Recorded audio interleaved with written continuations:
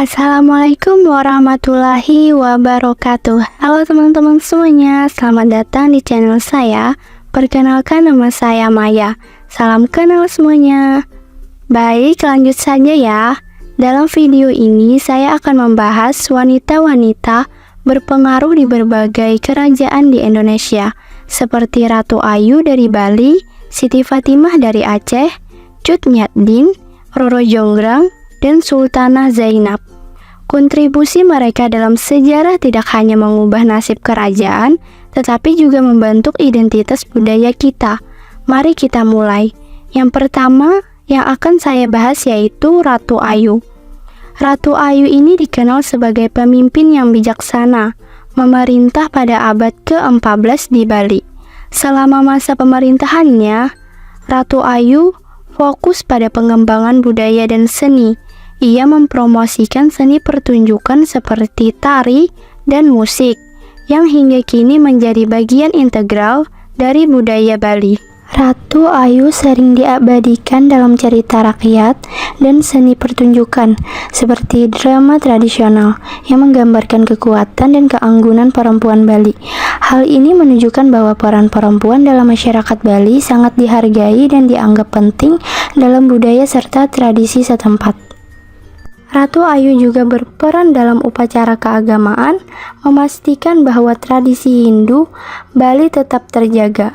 Melalui kepemimpinannya, Bali tetap menjaga pusat budaya yang kaya, meskipun dipengaruhi oleh berbagai kekuatan eksternal. Yang kedua, Siti Fatimah. Selanjutnya kita memiliki Siti Fatimah, sosok penting di Aceh pada abad ke-17. Dia dikenal sebagai cendekiawan terkemuka dan pemimpin spiritual yang terpengaruh.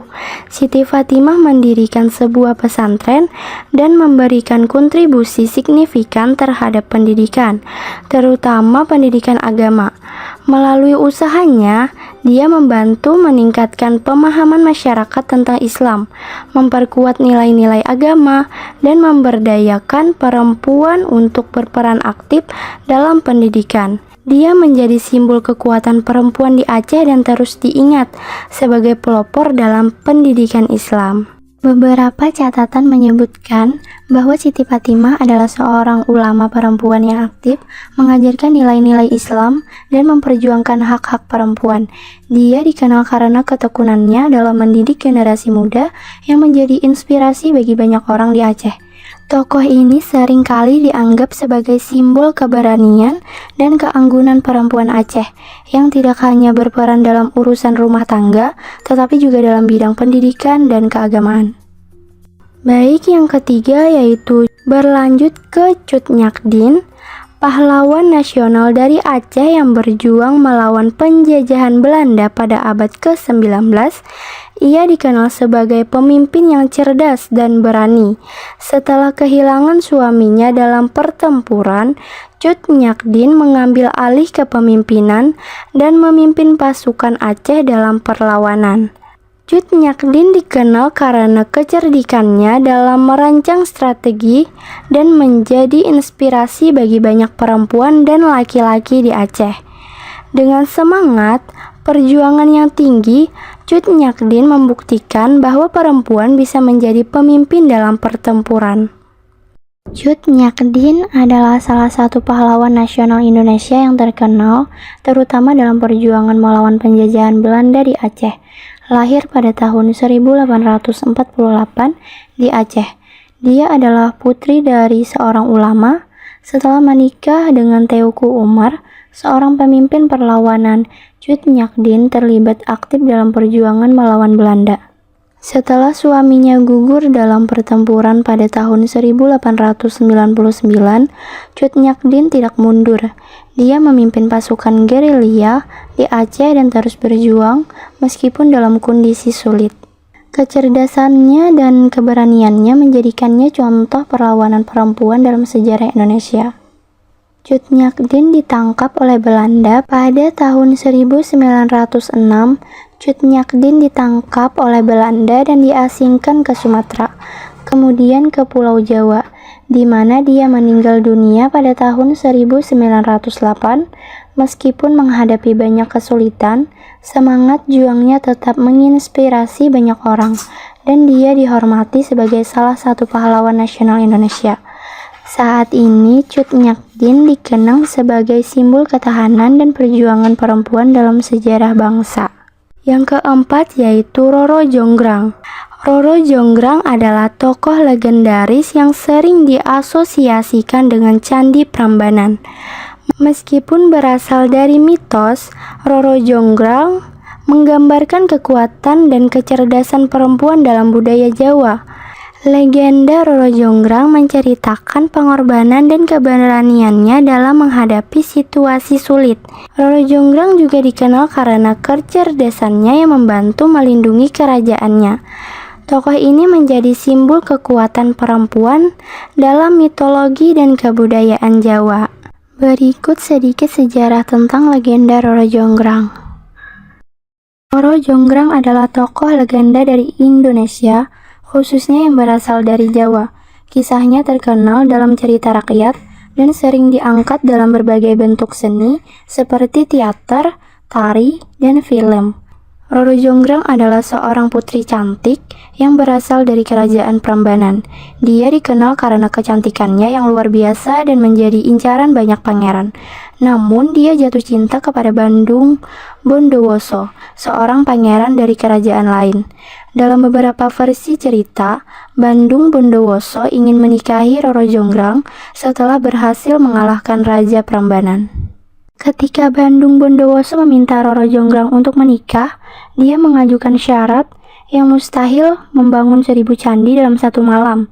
Dengan bantuan makhluk halus, Bandung Bondowoso hampir menyelesaikan tugas tersebut. Namun Roro Jonggrang yang tidak ingin menikah dengan Bandung Bondowoso mengelabuhi dia dengan meminta para wanita di kerajaan untuk menumbuk padi, menciptakan suara yang menandakan pagi tiba.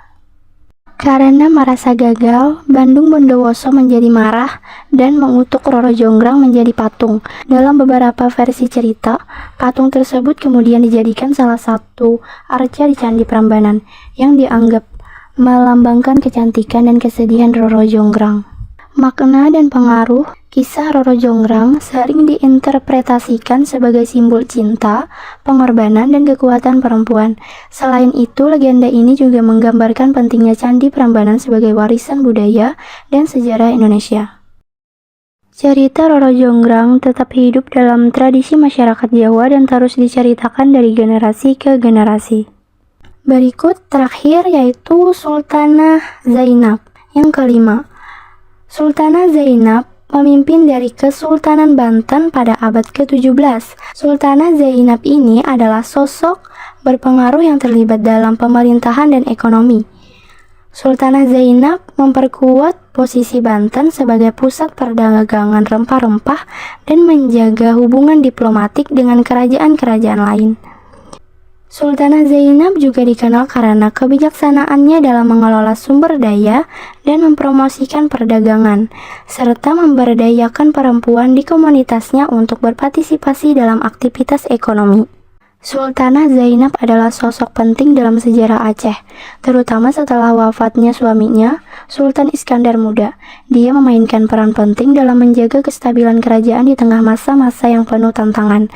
Meskipun catatan-catatan sejarah mengenai dirinya terbatas, Zainab menjadi simbol kekuatan dan kepemimpinan perempuan di Aceh, mencerminkan betapa pentingnya peran perempuan dalam politik dan masyarakat pada masa itu. Di tengah ketidakpastian, Zainab aktif dalam hubungan internasional dan pengambilan keputusan, memperkuat posisi Aceh di kancah internasional.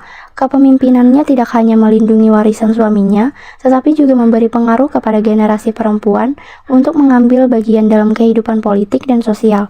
Dengan keberanian dan pengabdiannya, Zainab meninggalkan jejak yang berarti dalam sejarah Aceh dan menunjukkan bahwa perempuan memiliki peran yang sangat penting dalam pembangunan masyarakat. Berikut sedikit sejarah tentang legenda Roro Jonggrang. Baik, jadi itulah sekilas tentang wanita-wanita berpengaruh di berbagai kerajaan di Indonesia. Kontribusi mereka dalam sejarah menunjukkan bahwa perempuan memiliki peran penting dalam membentuk masyarakat dan budaya kita. Jika kamu menikmati video ini, jangan lupa like, subscribe, dan tulis komentar kalian di bawah ini. Dan sampai jumpa.